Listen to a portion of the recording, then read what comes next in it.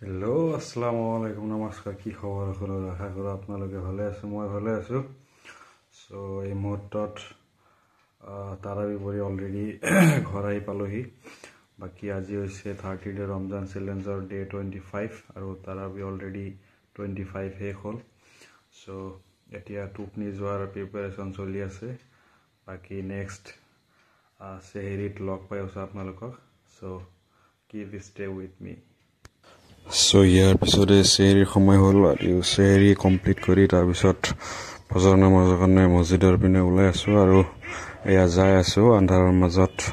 ভাল লাগি আছে আৰু চ' গুড মৰ্ণিং এভৰিৱান জাষ্ট উঠিলোঁ মানে বৰ্তমান এনে লাগি আছে কুম্ভকৰ্ণই লাগিলে নেকি মোক ইমান টোপনি খালী টোপনি আৰু টোপনি চ' কি কৰিম আৰু টোপনি আহিলেতো আৰু উপায় নাই বাকী যিখিনি নহওক এতিয়া উঠি ফ্ৰেছ হ'লোঁ চ' এতিয়া অলপ ভাবিলোঁ অলপ ফুৰি আহোঁ ইফাল ইফাল তাতে কুম্ভকৰ্ণ অলপ মানে আঁতৰ হৈ যায় চ' অলপ ফুৰি আহোঁ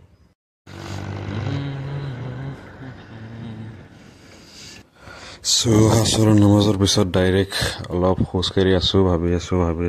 মানে আমাৰ ঘৰৰ ওচৰৰে যি আমাৰ গাঁৱৰ পৰিৱেশ ধুনীয়া সেউজীয়া পৰিৱেশ সেয়া আপোনালোকক অলপ দেখাবলৈ ট্ৰাই কৰি আছোঁ চ' বাকী ৰাস্তাইদি খোজকাঢ়ি আছোঁ মানে অলপ ভাল লাগি আছে আৰু চ' যিহেতু আবেলিৰ সময় চ' ইয়াৰ পিছত ইফতাৰৰ সময় হৈ গ'ল চ' ইয়াৰ লগে লগে 26 ৰোজা কমপ্লিট হ'ব আৰু এয়া আমাৰ মছজিদৰ ইফতাৰ